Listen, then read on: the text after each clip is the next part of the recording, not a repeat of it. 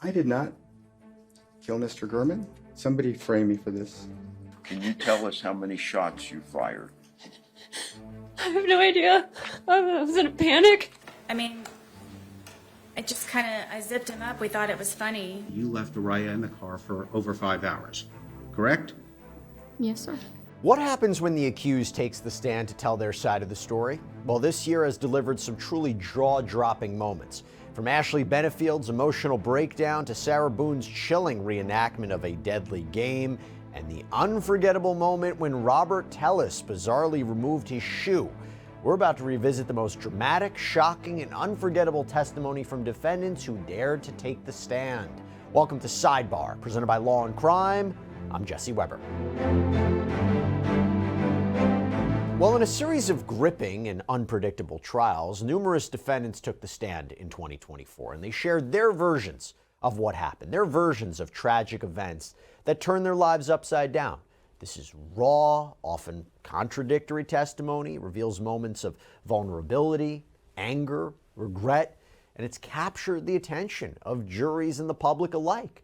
In a year that sealed the fates of all kinds of defendants, from those accused of cold-blooded murder to those who failed to prove self-defense, we're going to take you through some of the most gripping moments from the testimony of those who chose to tell their side of the story when they took the stand.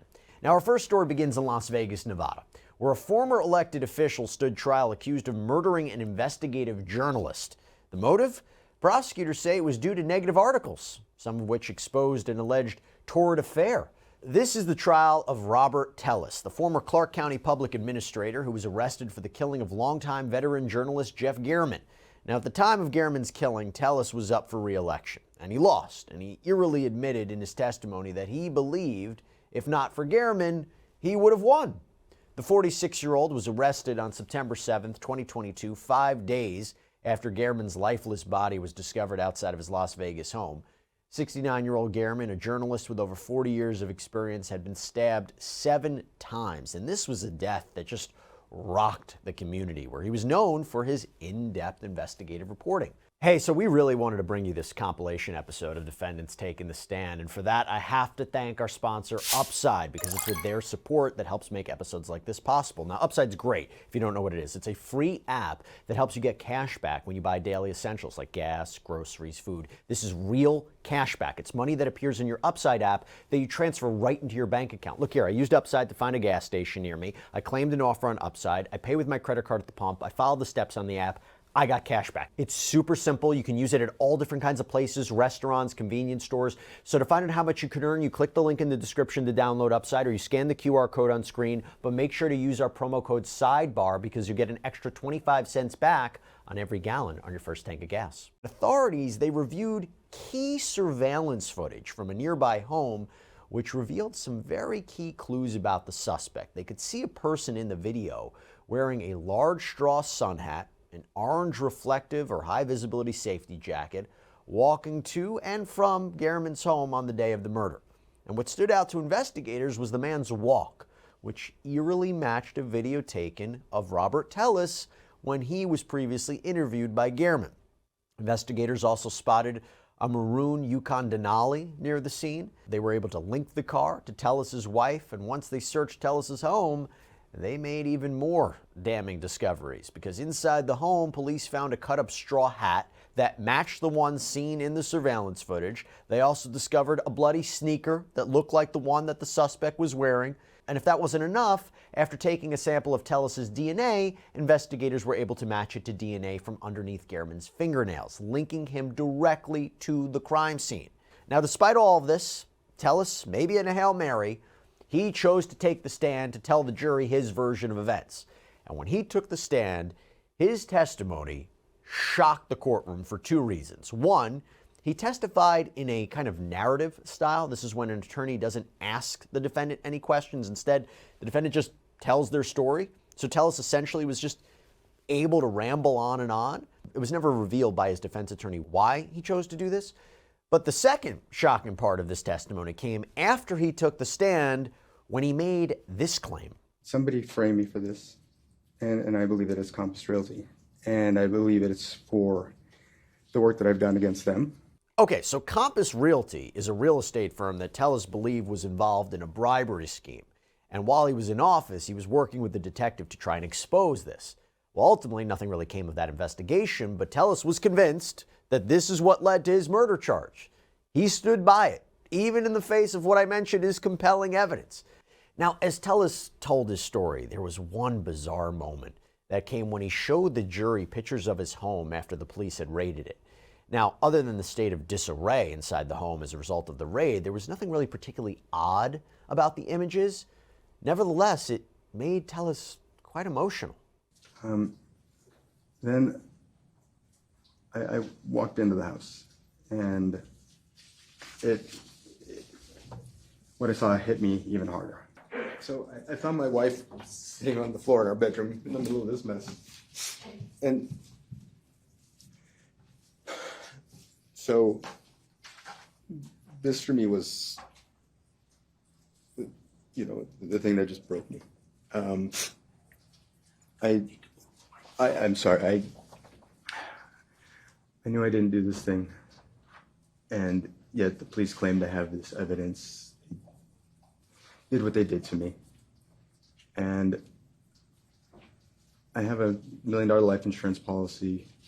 I didn't want my family to have to go through more torture, and so I don't know what I was thinking, but I thought, you know what, if I can avoid the pain that they're going to suffer during this whole circus, and put some money into their hands to make up for me not being there, then maybe this is the thing to do.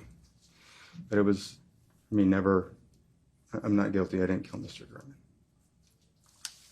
Gorman. But as you can see, I attempted suicide. And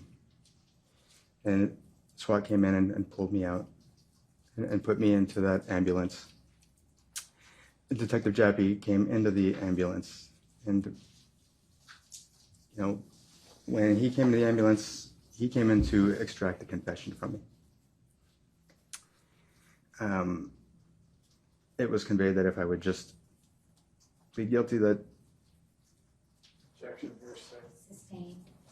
And honestly, as far as I recall, that was the only time Tellis showed that kind of emotion during his testimony. He didn't shed, from what I saw, a single tear over Gehrman's death, even on cross-examination. We're going to get to that, but I want to take you to another part of Tellis' testimony, which was also really odd, because he spent a lot of time attempting to write off any evidence, and this included the Nike brand shoes that the suspect was seen wearing in the surveillance footage. So in an attempt to convince the jury that it was not his Nike shoes, Tellis actually removed his own shoe on the stand and gave this bizarre explanation. Your Honor, may I just stand up for one moment to show the jury why I didn't wear name brand shoes at the office? Just for a moment, and You just want to stand up? right where I'm at. Yes. Okay. So, I don't know if you noticed the height difference. I wear lifts in my shoes. I'm about 6'5.5", and call it a vanity thing, right? I just wanted to feel a little taller. And so, if I may just demonstrate why this is important. So, these shoes that have built-in lifts, they're designed in a certain way where they don't slip off a person's foot when you're wearing them. Right? You can see how this is so elongated because there's a lift in here. Right? So you can't put.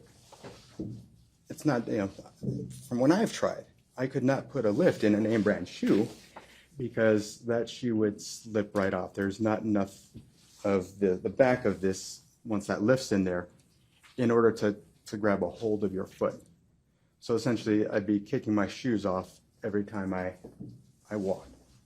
So, I never wore, again, any type of name brand shoe at the office, and I think that's something that will likely be discussed at closing, and how that's relevant.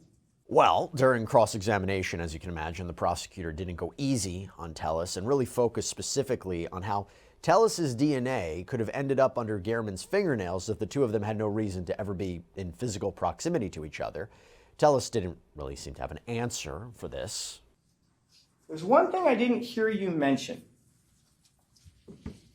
The DNA. I'd like to talk about that with you. You're not disputing that your DNA is underneath Mr. Gehrman's fingernails, are you? Yes, I am. Okay. But you've heard the testimony. It's there, correct? I don't know if it was there or at what point it might have gotten there, sir. Okay. I'm not asking you how it got there. Are you really denying that your DNA is underneath the fingernails? Without knowing the truth, yes, I am. Okay. Well, you've heard witnesses testify. Right. So the DNA lab's in on it too? I don't know. I don't know at what point. I don't know what point this sample was collected. Sir, please tell this jury, how in the world does your DNA get underneath Mr. Gehrman's fingernails? I don't know because I did not kill Mr. Gehrman. You have no idea how it could have gotten underneath your fingernails, correct? Under my fingernails? I'm sorry, under his fingernails, correct? I don't know that it ever was, sir. All right. Let's do it another way. You and Mr. Gehrman are not friends, are you? No? Okay. You don't hang out with him ever? Sir, I did not ever hang out with Mr. Gehrman when he was The answer alive. to my question is yes. You didn't hang out with him ever, correct? I did not. He's never invited you over to his house. No, sir. You've never hung out, had drinks at a bar, correct? No, sir. There would be really no opportunity for him ever to put his hands on you in any sort of social situation, correct? Correct, sir. And yet, these two people who are not friends, your DNA just happens to be underneath his fingernails. Correct? No, sir. Okay. You just don't think it was legitimately placed there, correct? Or are you just ignoring the testimony of all of the witnesses that talked about how your DNA was underneath the fingernails? Again, at some point or another, I believe it was planted because I did not kill Mr. Gehrman. So, and by that logic, if you believe it was planted, you are at least admitting, yes, my DNA is underneath his fingernails, correct? Can you at least agree with me on that? Whether it came from a sample of the fingernails or a different sample altogether, I don't know. I couldn't tell you, sir. The answer to my question is yes. You're at least acknowledging my No, sir. physical DNA is underneath the fingernails. No, sir. Okay, great. So you're just going to disregard what all the other DNA witnesses said about this, correct? Okay, that's fair. That's fine. Totally fine. Now, another major blow to Tellis's defense is that when investigators searched his cell phone, they found numerous pictures of Gehrman's house from all different angles. The garage, from the top of the roof to the mailbox, the list goes on. Now, why were all of these pictures on his phone? Take a listen for yourself. There's over 100 images of Bronze Circle neighborhood in your house, correct? In your phone, isn't that right? I don't know that they are, sir. Okay. Well, then let's start clicking. Plus, again, I wouldn't use my card. It's not my question. My question is, this is contained in your phone, right, sir? I don't believe so. Okay, you don't believe so? If it is in there, I didn't put it there, sir. Okay. So the answer is it's there, but you didn't put it there, correct? Again, I do not know that it's there, and I certainly did not put it there. Okay, so we're just... Okay, sir. You're asking me to testify something that I can't tell you is true. Right. But you did hear the testimony of someone coming and said, I looked in his phone, and that stuff is there, correct?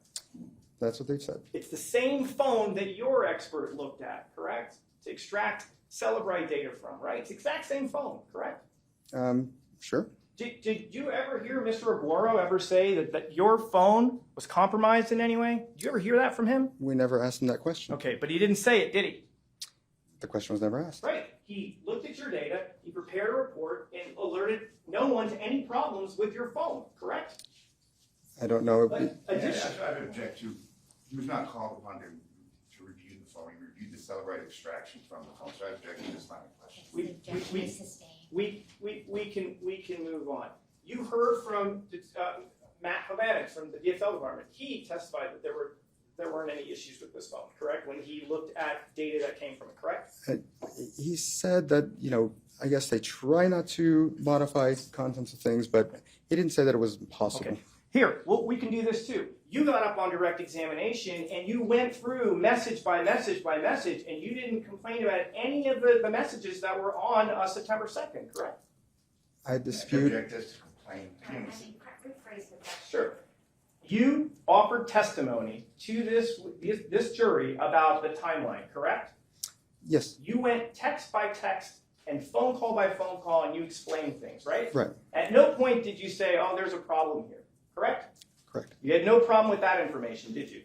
Right. Okay. Sir, do you find it a little bit strange that when you find information that's helpful for you in your phone, you don't think there's a problem with it, but when there's damaging evidence in your phone, you believe maybe it's been hacked or compromised? I do think that if someone was trying to frame me, that obviously they would leave the content that I made on the phone as well as whatever they decided to put on there. So after all of this, can you guess what conclusions the jury came to? Take a listen. We, the jury in the above entitled case, find the defendant, Robert Tellis, as follows. Murder with use of a deadly weapon, victim 60 years of age or older. Guilty of first-degree murder with use of a deadly weapon, victim 60 years of age or older. Special verdict. The jury unanimously finds the murder willful, deliberate, and premeditated. The jury unanimously finds the murder was committed by means of lying in wait. The jury unanimously finds the murder was committed by means of elder abuse. Guilty of first-degree murder with use of a deadly weapon, special verdict. The jury unanimously finds the murder willful, deliberate, premeditated. And Robert Tellis was later sentenced to life in prison, but with the possibility of parole after 26 years. All right, now let's head down to Florida for our next case, where a ballerina stood trial accused of gunning down her husband during a supposed violent altercation. This is the trial of 33-year-old Ashley Benefield, who was charged with killing her husband, Douglas Benefield, who was 25 years older than she was. Now, after knowing each other for just 13 days, they got married in 2016 after meeting in South Carolina. Benefield eventually became pregnant with the couple's child, moved to Florida, entering into a contentious custody battle with Douglas that stemmed from accusations of abuse. But despite several hearings, a judge determined that Benefield's allegations came up short in credibility, and Douglas was awarded visitation shortly before his death. The two were able to reconcile briefly in the time leading up to his death, but it all came to a head in September of 2020 when Douglas was helping Benefield move belongings out of her Florida home to Maryland, where she planned to live with him. And Benefield shot Douglas in her bedroom in what she claimed was self-defense after he allegedly assaulted her in a confrontation that had escalated. That confrontation, she says, began when Douglas grew angry over her telling him what to do with the boxes before ramming things into her and body checking her. And it just continued to get uglier from there. So when Benefield took the stand, she was shown a picture of her face with apparent bruising from the day of the altercation, where she emotionally described a frightening picture of a man she says she couldn't recognize. It's a picture of my face. Is it an accurate picture of what your face looked like on that night? Yes, sir. Who took that photograph? I don't remember her name. She Was- was at the sheriff's office. At the sheriff's office? Okay. Now, what is it about that photograph that shows or reflects the slap or the hit that you got to the side of your head on that day by Doug? That side of my face is like swollen and puffy and discolored around my eye. And is your eyelid drooping Yes, on the side where you were hit? yes. Your Honor, I move Defense Exhibit Number 7 into evidence. Received.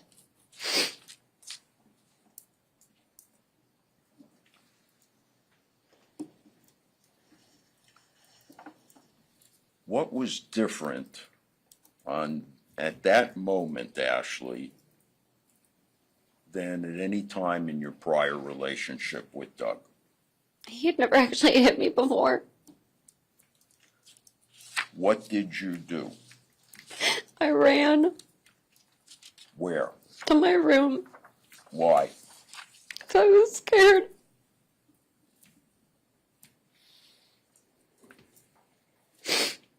Ashley, did you have anything in your room that could protect you?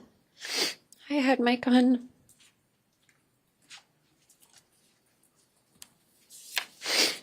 Did you grab the gun? Yes. As you're grabbing the gun, what, if anything, did you hear? I heard the door hitting the doorstop. As if it is flung open? Yes. And what do you see, Ashley, when you look up? Doug was standing in the doorway. His face was red. Like the veins were bulging in his neck. The way he was looking at me, it didn't even look like Doug. His eyes were black.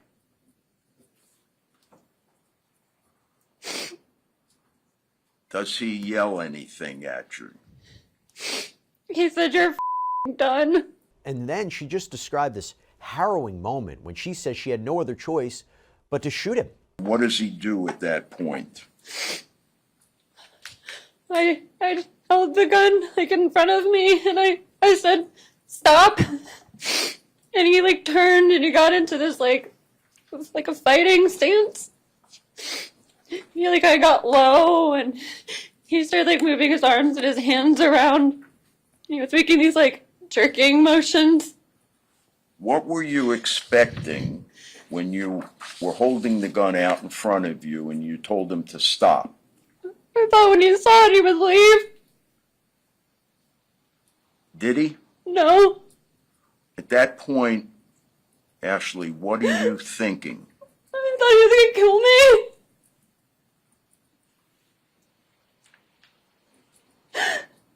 Tell us what happens next. He started coming towards me, and then he lunged at me, and I started pulling the trigger. And he just kept coming. And I remember trying to move to get away from him, but he kept coming at me.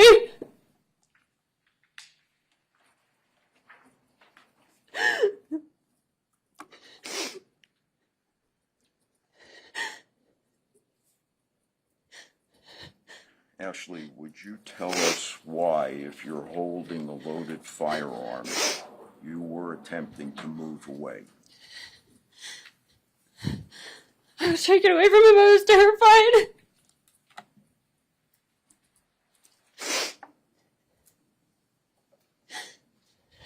All right, so you're firing. He keeps advancing. What happens next? It was like his feet slipped out from under him and his legs went up in the air.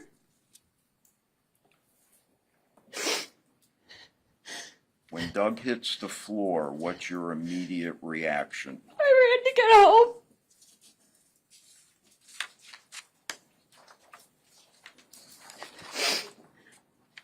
Can you tell us how many shots you fired?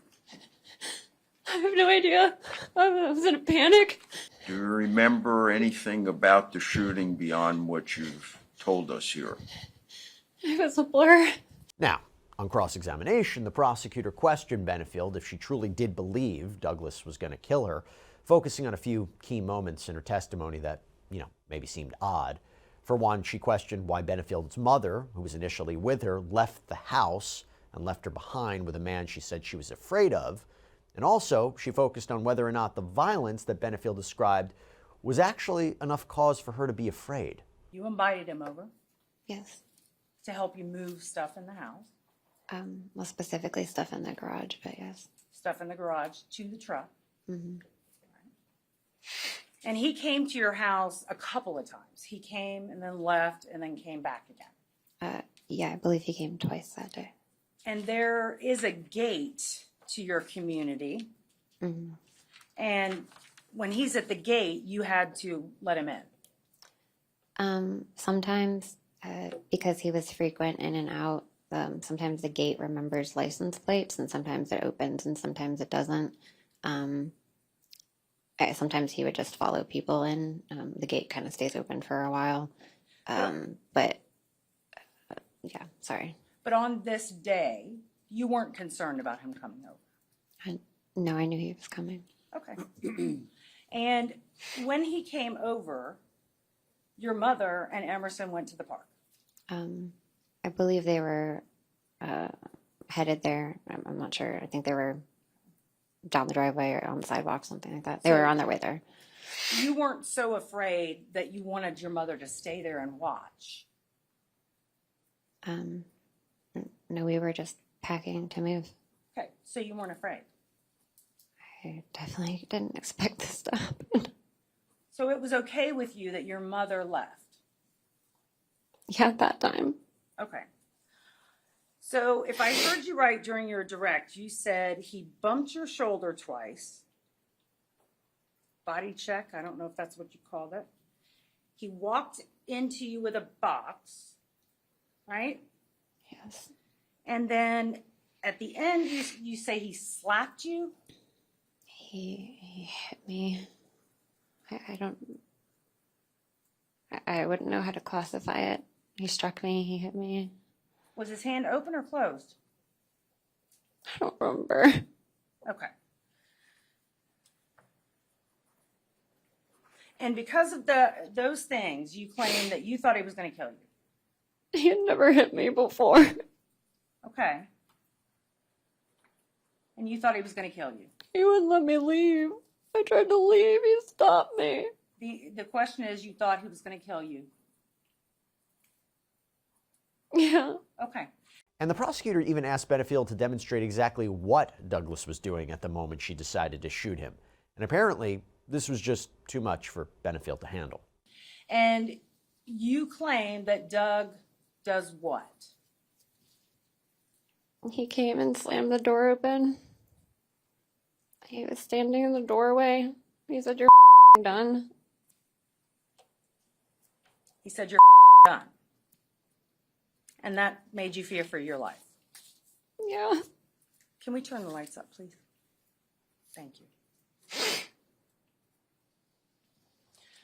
So he says you're done, and you point the gun and you shoot. I held it out in front of me first so he could see it. And I said, "Stop." Judge, if I could have her step down so she can demonstrate. You may. If you could just come down.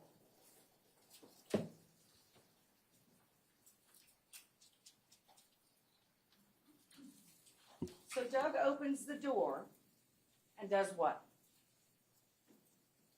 Standing in the doorway.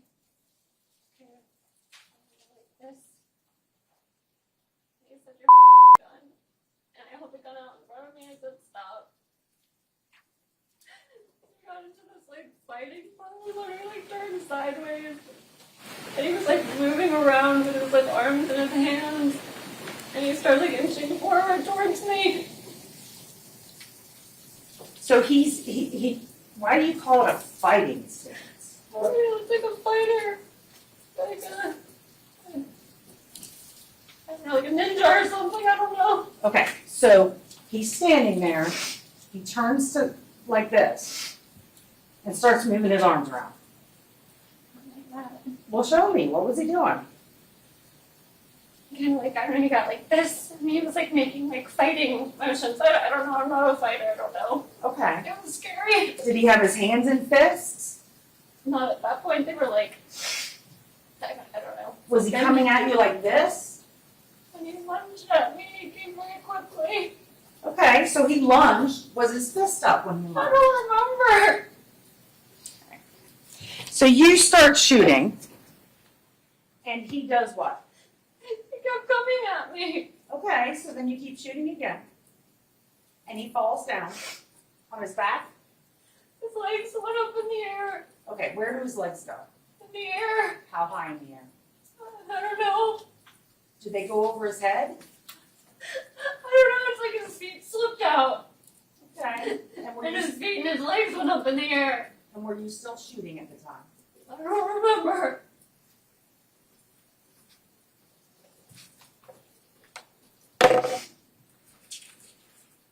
You can have a seat. And proceedings actually came to a halt for about 15 minutes after her emotional breakdown. But unfortunately for Miss Benefield, her tears were not enough to convince the jury to acquit. The State of Florida versus Ashley Benefield, case number 2020 CF 3014. Verdict. We, the jury, finds as follows as to the defendant in this case. The defendant is guilty of manslaughter, a lesser included offense. Did Ashley Benefield actually carry a firearm? Yes. Did Ashley Benefield discharge a firearm? Yes. Did Ashley Benefield, as a result of discharging a firearm, cause death to Douglas Benefield? Yes. Yep, so Ashley Benefield was sentenced to 20 years in prison for the killing of Douglas Benefield. Okay, so we're going to stay in Florida for this next case, and you might recognize this one for this bizarre and disturbing video that went viral prior to the trial. Sarah.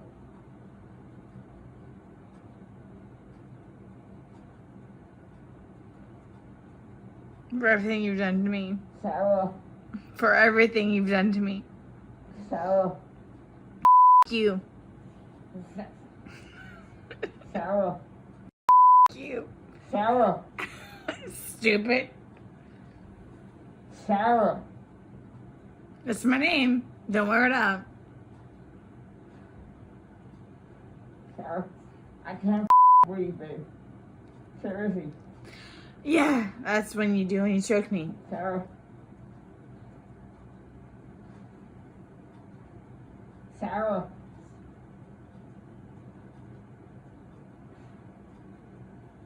Sarah.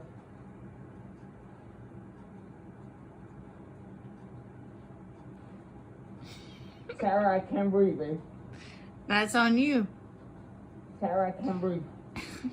It's on you. Sarah.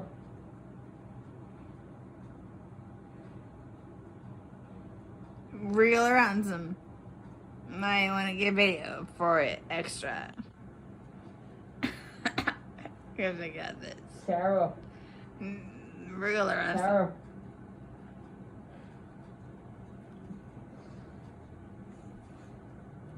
Sarah, I can't breathe, babe. Oh. That's what I feel like when you ching on me. Sarah. Breathe, Sarah. Yeah. You should probably shut the up. Sarah. Yep, we're talking about Sarah Boone, the woman who stood trial accused of zipping her boyfriend, George Torres, inside of a suitcase, leaving him there to die overnight. That horrifying ordeal took place on February 24th, 2020, when Boone said she discovered Torres dead after a night of drinking in the couple's shared apartment. Boone insisted that the two were just playing hide and seek, that George willingly climbed in the suitcase. However, the troubling videos that surfaced told a very different story, one where Boone appeared to be laughing and taunting George while he was trapped inside of that luggage, begging for help. Now, by the time Boone had stood trial, she had burned through, 8 attorneys?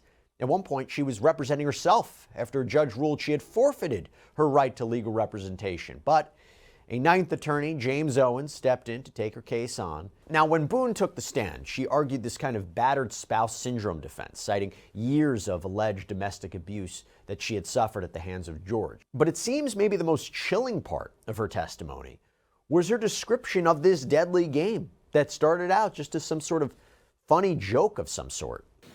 I mean, I zipped him up. We thought it was funny, and we're joking about how he was, I guess, small enough to fit inside of the suitcase. All right, so what happened then? From there, it was just, we were laughing about it, and it was just strange that he was small enough to fit in there, and then I kind of moved it around a little bit with him in the suitcase still. It was still funny that he was still in the suitcase. Just, I think he and I were just kind of, couldn't believe that he could fit in the suitcase. Did you eventually close the top? Yes, in order for, well, the top was already closed. As he was settling himself in there, that's how I knew he was in there, was because the top was kind of flopping a little bit. Okay. So he had gotten in there to hide, and he pulled the top. Yes. On top of it. But you could tell he was in there. Yes. You saw him right away. Yes. All right. So at some point, did you zip him up? Yes. Did you? And what was he saying or doing when you were zipping him up? We just thought it was funny. Were you both laughing? Mm-hmm. Yes. And so you zipped him up, Were y'all still laughing once you zipped him up? Yes. And Boone testified that things began to escalate from just fun and games to sheer terror on her part. She said that when she saw George trying to escape the suitcase with his hand, she forced it back inside. And she revealed in her own words why she decided to tape or record George struggling inside of the suitcase, which she explained had to do with wanting him to feel the way that she said he made her feel during periods of alleged abuse. That's when I went over and decided to videotape to just see the, I guess, the jest in it for him to understand that right now I feel safe and right now I have the ability to actually speak to you in a manner that normally I would not have the ability to do. And you were intoxicated, Yes. and you would agree that you said some things you should not have. Yes. Right? But you realized he could not get out and get at you. Is that fair? At that moment, yes. So it goes on for about 10 minutes. Yes. You heard it here today, did you not? Yes. You heard his voice as he was speaking from the suitcase. Yes. That was his voice on the video and audio. Yes. And you heard your voice on the video and audio. Yes. That was your voice. Yes. All those things said by the man were said by George in that 2-minute video. Correct. All the words said by the female were said by you in that 2-minute video. Correct. Were you intending on showing him the video the next day? Yes. At the time or the next day, is it fair to say you don't even remember videotaping? I do not. So, from what you can tell from watching it, did that refresh your memory about that event? It did. Why did you say all that? I want you all to know that the majority of the time, am always afraid and always scared.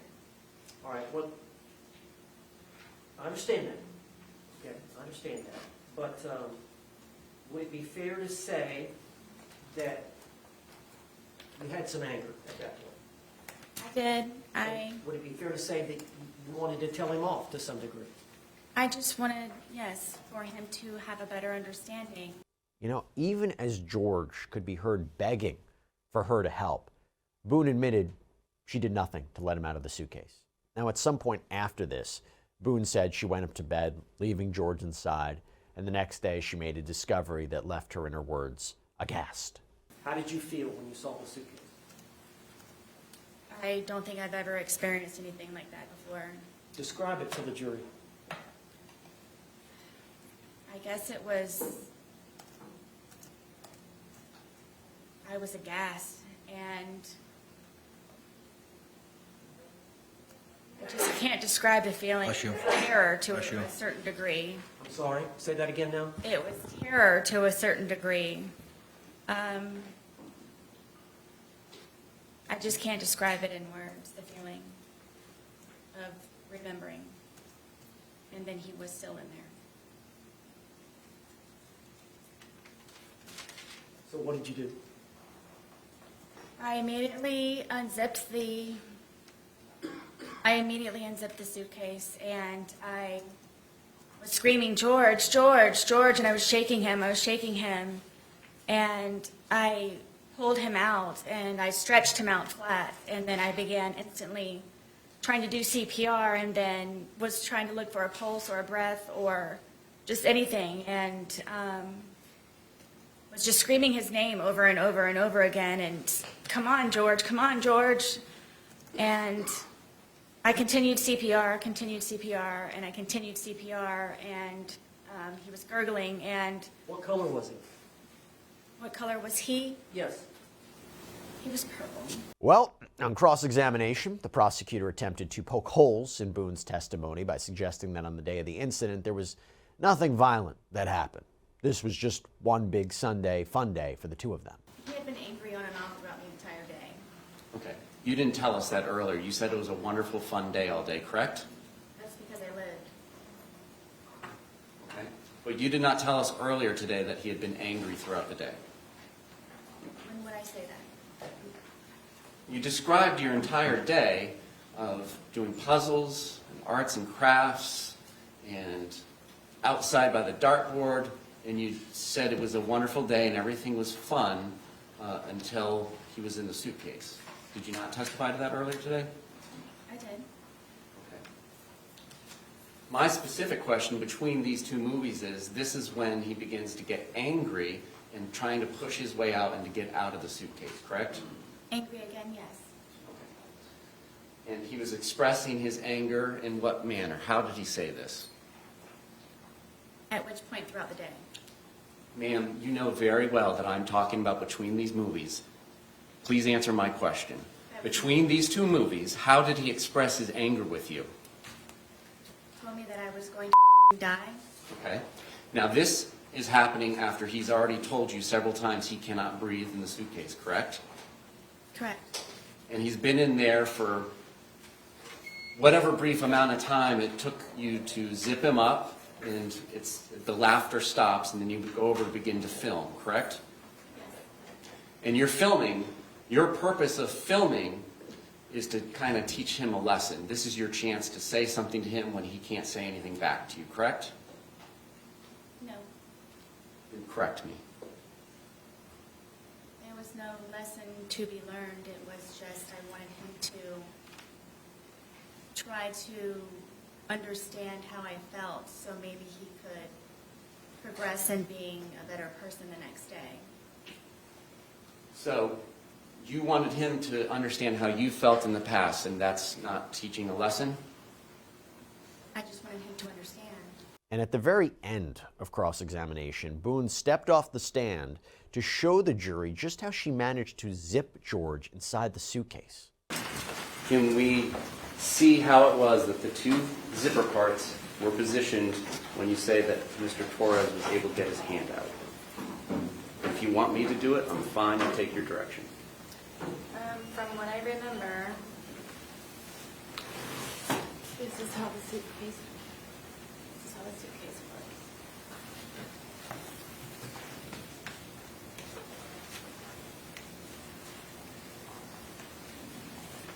This was up here. This was not this hard either. So this was like here. Okay. Right here.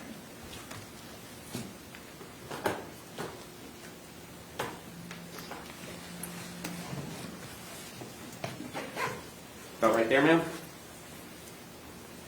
Sure. I assume this one was much closer? It's not over there? Where did you leave? You asked me where I zipped it. When you say that it was zipped shut, show us. Are you talking about how I zipped it, or? When you're done zipping Like it a shut hole. and he's inside of it, where are the zipper components?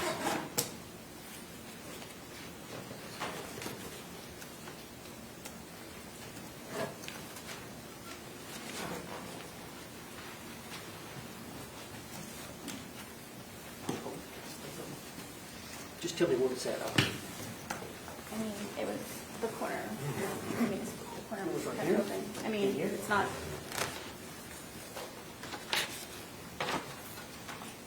Yes, this one was already pretty much, yes. From what I can remember. That's how he was coming with his hand out. It was like this from the corner part. Okay. Thank you. Did you do anything to help him escape from the predicament that you zipped him up in? No. So what did the jury think of her testimony? Take a listen.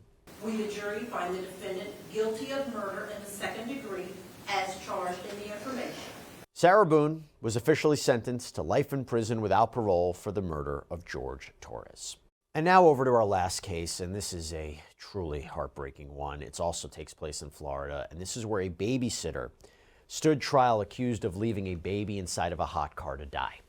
46-year-old Rhonda Jewell faced aggravated manslaughter and murder charges after a 10-month-old infant, Araya Page, died under her care, trapped inside of a hot car for hours. Authorities said the scorching temperatures inside of that car killed this little girl. Jewel was apparently babysitting Araya on and off for about a month prior to what happened. And that day, she was supposed to be looking after 4 children, including Araya.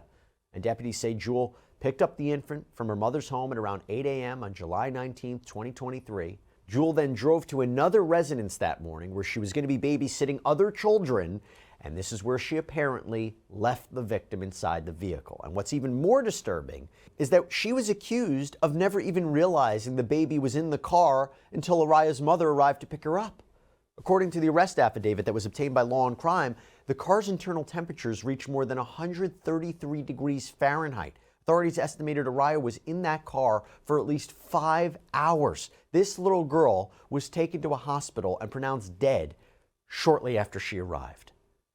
Now, unlike our previous cases, when Rhonda Jewell took the stand, she made no attempt to explain away her actions. Instead, through tears, she admitted that she made a tragic mistake when this little girl's mother came to pick her up her child. She said, "Hey," and I said, "Hey," and she said, where? She said, "I'm here," and I said, "Here?" I said, "Where are you at?" And she said, "I'm at the door," and I said, "Oh," and did you go to the door at that time? I did, but I didn't know why she was there, so I was like, "What are you doing?" And she said, "I'm here," and so I asked her where she was at, and she said, "I'm at the door." Did you go to the front door? I did. What happened when you opened the front door? She opened up the door, and I seen her, and I was still in shock while she was there, and so she had money in her hand and her keys, and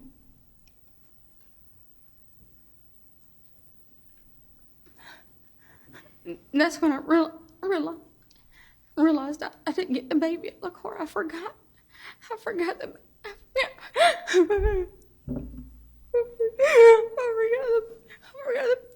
baby in the car, and so I pushed her out the way, and I was screaming, "Oh my God, Brooke! Oh my God! Oh my God, Brooke!"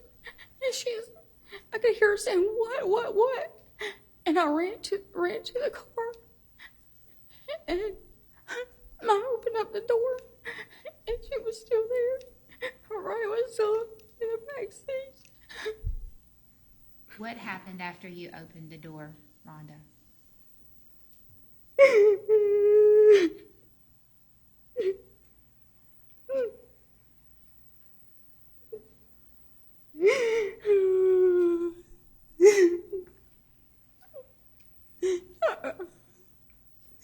I opened up the back door, and she was left. I accidentally left her in the car. I was like, "Oh my God, oh my God, oh my God, Brooke, oh my God, Brooke."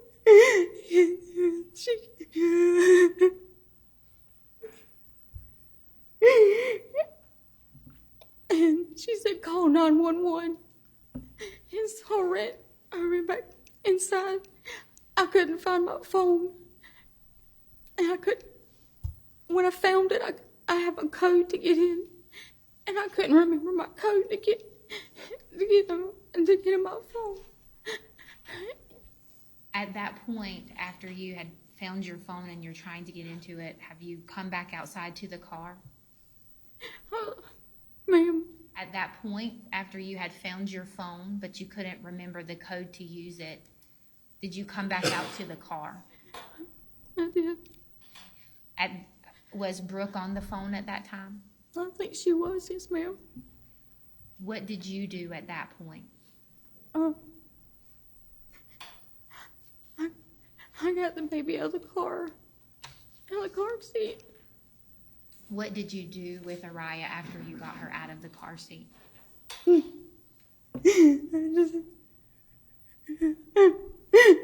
held her, and I prayed God would take me instead. I begged God to give her breath and to take me instead of her. And Jewel also testified that she was so overcome with emotion that she fell physically ill. Did you get physically ill at that time, Rhonda? Yes, ma'am. And what actually happened? I remember going to the car and getting the baby out of the car seat, or opening up the door, and I had peed all over myself going to the car, and then I threw up. Did you throw up after Stacy got there and you were having the conversation with her? Yes, ma'am. At that point when Stacy came, do you know where Brooke was, where Brooke Page was? No, ma'am. Did you ever have an opportunity to speak with Brooke after the EMTs arrived? I did not.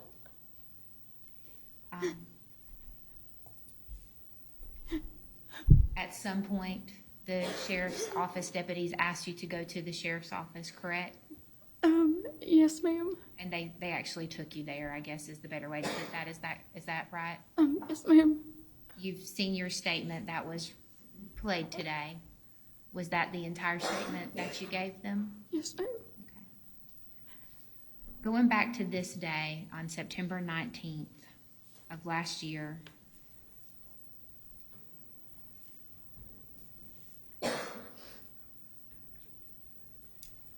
did you get Araya out of the car when you got to Stacy's? I'm sorry, say that When again. you arrived at Stacy's that morning, did you get her out of the car? No, ma'am, I forgot I had her.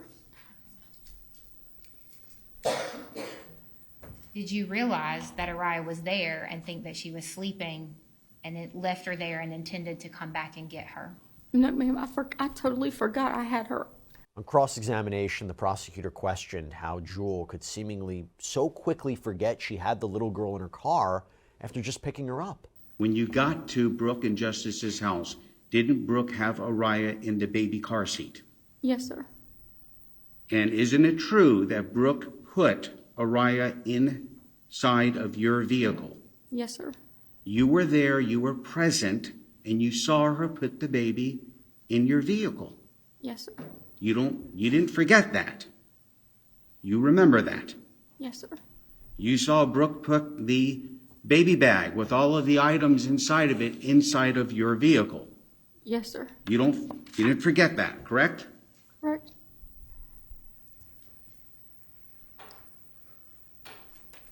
You then drove off in your vehicle with Araya in the vehicle with you, correct? Yes, sir. There was no one else in the vehicle but you and Araya. Yes, sir.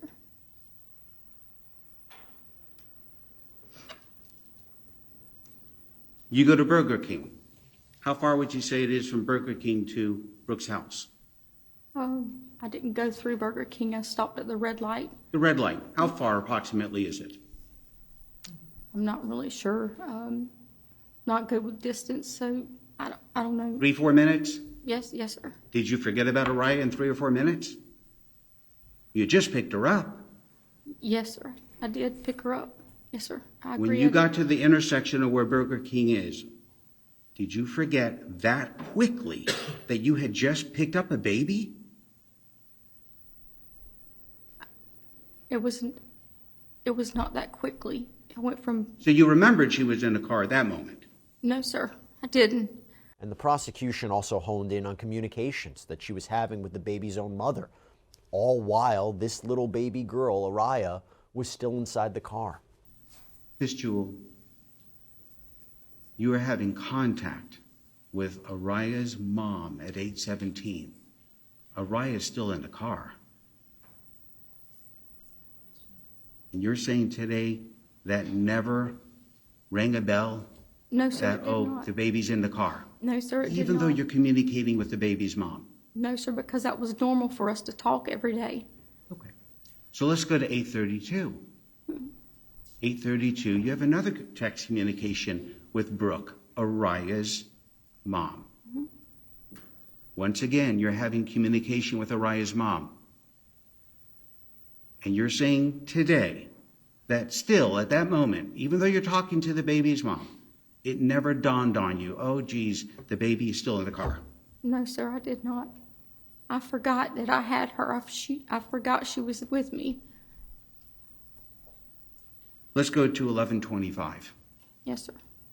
At 11:25, You have a communication with Nevaeh Carter. This is Araya's aunt, Yes. the 18-year-old girl that took the stand yesterday. And you respond in some Snapchat, responding to some picture she posted where you say, I think it was, "Hey cuties, Rhonda loves you." Yes, sir.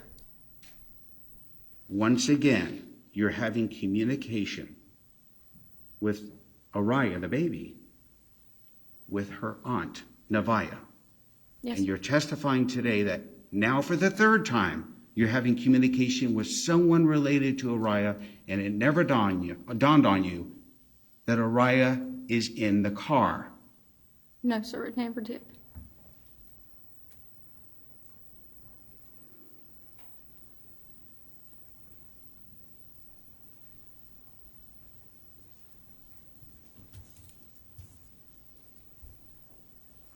On July 19th of 2023, you left Araya in the car for over 5 hours, correct? Yes, sir. You never, ever fed her on that day, correct? Yes, sir. You never made a bottle for her, correct? Correct. Never changed her diaper, correct? Never changed her clothes, correct? Yes, sir. Isn't it true that you never used baby wipes or baby lotion or anything like that for her at all? Would that be accurate? Yes, sir. You never did anything that would be necessary for a babysitter or a caregiver to make sure that a 10-month-old baby would be safe. Isn't that accurate? Yes, sir. So you failed in your duty of care towards Araya, this 10-month-old child, correct? Yes, sir. You admit that. Because I forgot I had her. Yes, sir. But you failed in your duty. Yes, sir.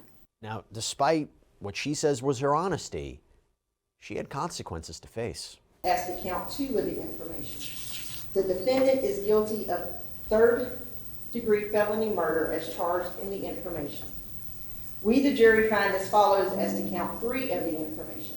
The defendant is guilty of leaving a child unattended or unsupervised in a motor vehicle causing great bodily injury as charged in the information. So Rhonda Jewell was sentenced to 17 years in prison for the horrific death of Araya Page. You can stream more Gavel to Gavel trial coverage on our Law&Crime YouTube page, but for right now, that's all we have for you right here on Sidebar. Thank you so much for joining us, and as always, please subscribe on Apple Podcasts, Spotify, YouTube, wherever you get your podcasts. I'm Jesse Weber. I'll speak to you next time.